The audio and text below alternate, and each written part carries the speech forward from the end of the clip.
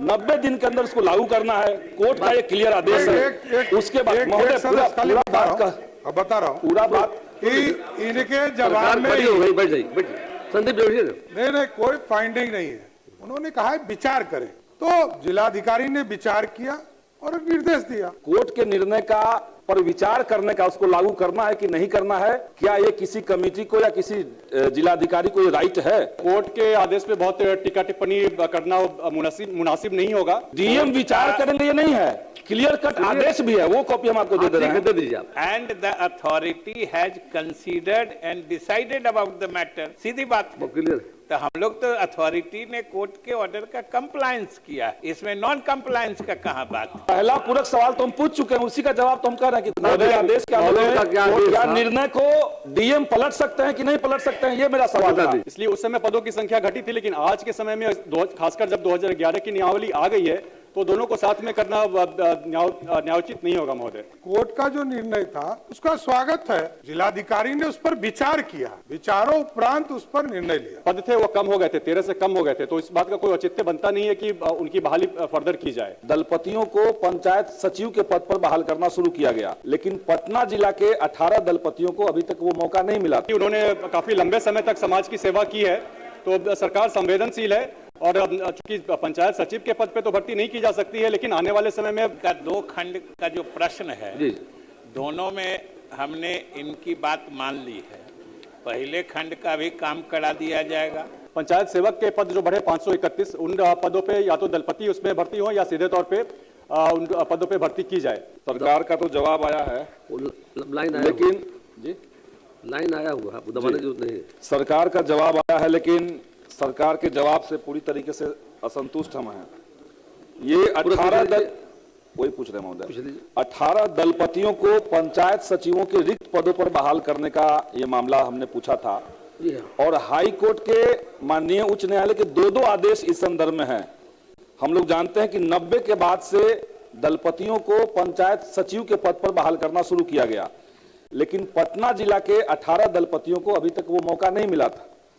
जब लोग high court में गए तो हाई कोर्ट ने बहुत क्लियर कट ऑर्डर दिया कि 111 पद पटना जिला के अंदर खाली हैं पंचायत सचिव का, उन पदों पर 90 दिनों के अंदर सरकार बहाल करे। सरकार की तरफ से जो जवाब आया है उसमें लिखा गया है कि कोर्ट के आदेश के आलोक में डीएम के नेतृत्व में एक बैठक हुई और बैठक में सर्वसम्मति से उस प्रस्ताव को खारिज कर दिया गया। तो क्या सरकार ये बताना चाहेगी कि 2 कोर्ट के आदेश का, कोर्ट का आदेश भी हम लोग यहां कोर्ट कर सकते हैं महोदय, कोर्ट के निर्णय का पर विचार करने का, उसको लागू करना है कि नहीं करना है, क्या ये किसी कमेटी को या किसी जिलाधिकारी को ये राइट है? ये हम पहला मंत्री जी से पूछना चाहते हैं महोदय। इस सवाल का जवाब समझने के लिए थोड़ा इतिहास में जाने की जरूरत होगी, चूंकि जो दलपति 1950-1960 के दशक से समाज में विभाग के माध्यम से अपनी सेवा देते आए हैं। ग्रामीण स्तर पे चोरी डकैती की रोकथाम की बात हो या आपातकाल में सेवा देने की बात हो, दलपति उस समय से सेवा देते आए हैं।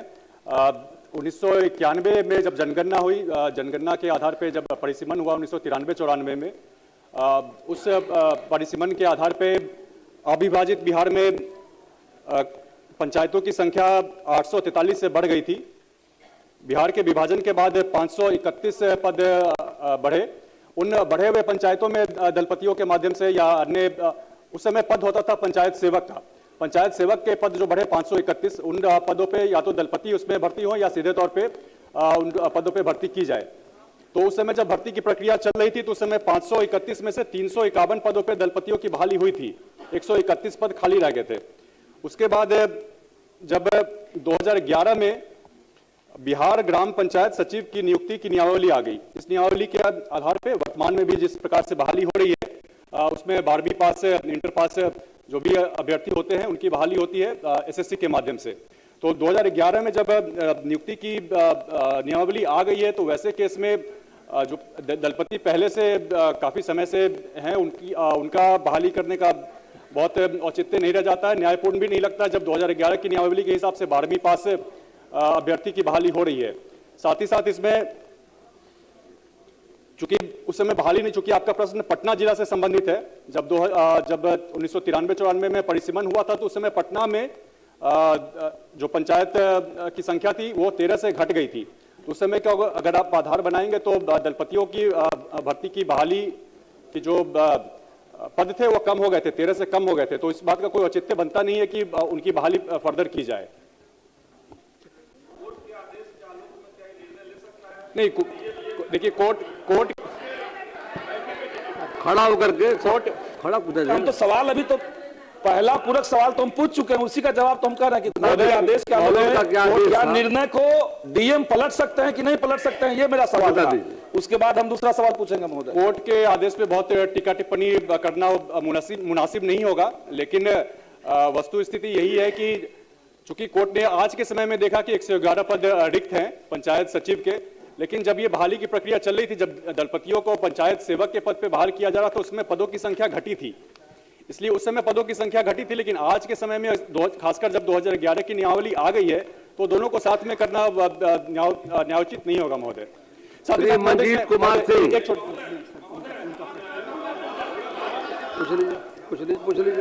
पूछ लीजिए महोदय, सवाल मेरा था, देखिए 5448 दलपतियों को 2006 और 8 में 5448 दलपतियों को पंचायत सेवक या पंचायत सचिव के पद पर नियुक्त किया गया। पटना जिला के जो 18 लोग कोर्ट में गए, तो कोर्ट का ऑर्डर का वो हिस्सा हम आपको मंत्री जी को सुनाना चाहते हैं। पढ़ चुके आप। Considering the submission made by the councils appearing for both the parties, this petition is disposed of.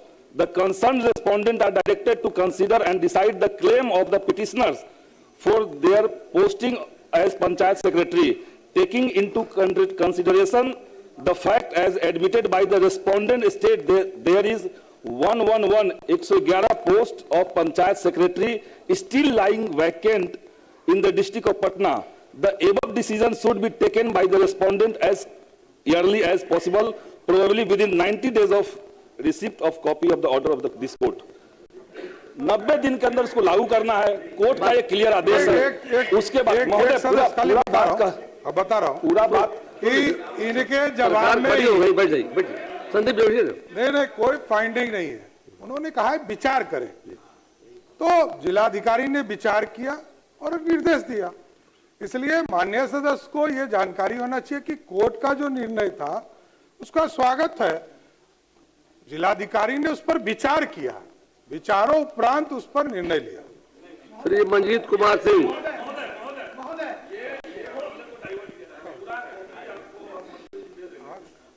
आप दे दीजिए। पूरी कॉपी हम दे देते हैं। दो आदेश है और दोनों आदेश में एक सजानंद वर्सेस सरकार है। दोनों आदेश में कहा गया है। बात कर रहे हैं, सुन लीजिए, बैठ जाइए। डीएम विचार करेंगे ये नहीं है, क्लियर कट आदेश भी है, वो कॉपी हम आपको दे रहे हैं। दे दीजिए आप। आदेश क्या है वो भी पढ़ दीजिए, क्योंकि अभी जो आपने आदेश पढ़ा, आपने खुद पढ़ा कि the authority is directed to consider and decide in the matter within 90 days and the authority has considered and decided about the matter. सीधी बात है। तो हम लोग तो अथॉरिटी ने कोर्ट के ऑर्डर का कंप्लायंस किया है, इसमें नॉन कंप्लायंस का कहाँ बात।